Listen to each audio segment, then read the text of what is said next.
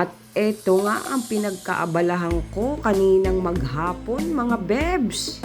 Nagtipon-tipon ang mga Homeowners Association. Nagsama-sama para sa pagkakaisa. Lahat ay may kanya-kanyang dala na mga pagkain. Pansit Canton ang dala ni Bebs. Hindi lang pang long life ang dala ko, pang pahaba rin ang pasensya. Kaunti pa lang ang nagsidating at maya-maya ay magsisidatingan na rin yung iba. At eto nga si Lola Remedios at kasama nila si Lolo Jose.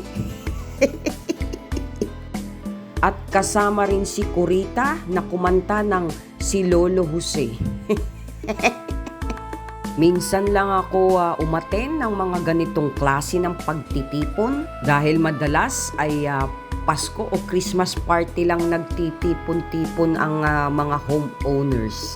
At eto nga, meron din kami dito nga pool. This is the second pool ng subdivision na ito. At nag-i-enjoy na si Boylet. Gusto ko sanang mag-swimming, kaya lang parang hindi maganda ang panahon at medyo may kindat ng kidlat. Kaya naman, in-enjoy ko na lang ang surroundings, mga bebs. At ayan nga, nagdadatingan na rin yung iba na may kanya-kanya ring mga dala.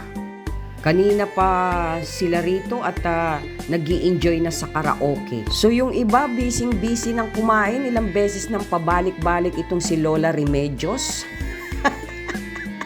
Hindi namin kasama si Tongkat Ali dahil busy daw. At eto nga, gabi na hindi pa kami nagkakasawaan ng mga pagmumukha rito.